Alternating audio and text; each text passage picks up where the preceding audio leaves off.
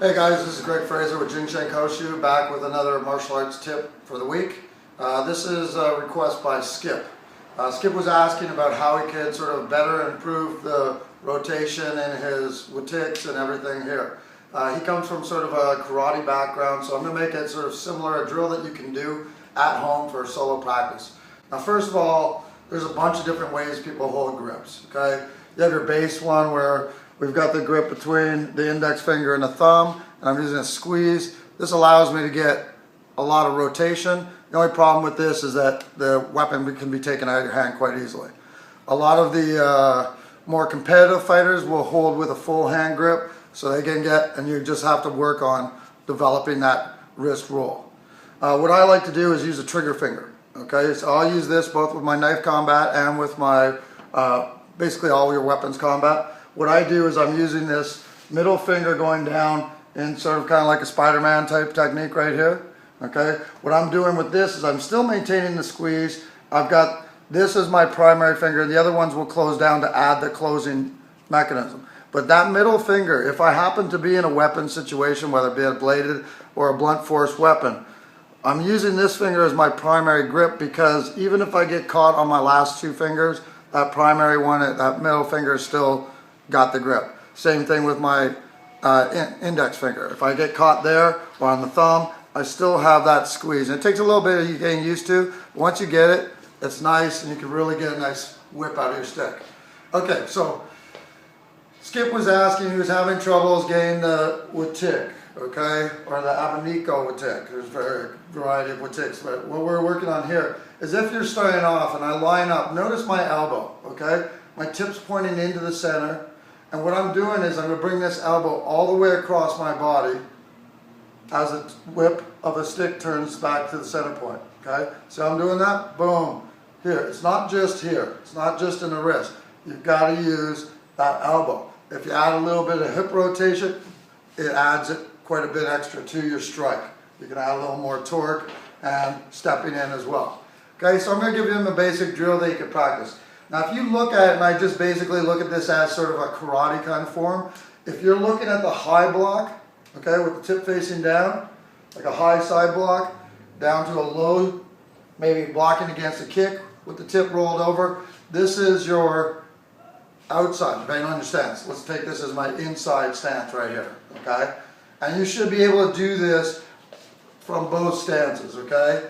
Just depends on your stance, whether it's inside or outside, okay? Let that elbow go, boom, right here. It's taking the elbow out of the way, all right? Then we can bring it up overhead, same idea. Okay, Skip, so we're working this way. Just get the flow as opposed to trying to make it go hard at first, okay? Bring it down to the outside, okay? See that high block, low block, okay? It's just like you'd be doing in a karate sort of situation. And then from here we drag it across. I like to use what we call a dragon's tail whip. Boom, okay? Coming around your head, or you can just bring it off the body, okay? So what we got, we start you off here. So start off maybe overhead, okay? And you can be in motion while you're doing this. Just getting loose with this. Bring it off to the side, okay? Boom, right here. Let that go. Bring it back up overhead. Bring it outside. Switch your stance through. I'll back up a bit. Overhead. Side. Okay? If you want to loop it, I'm going from outside. Overhead. Boom. Outside. Okay? Then you've got your dragon's tail.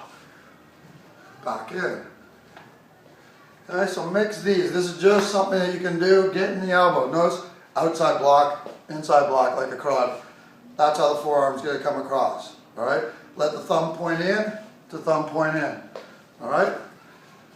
You'll see a lot of this where I'm going from here, and in my offensive techniques, I may start high. Somebody's going to come up for this high block. As I feed high, there's your uppercut. See that? Boom, that's how you can see it. It comes from here.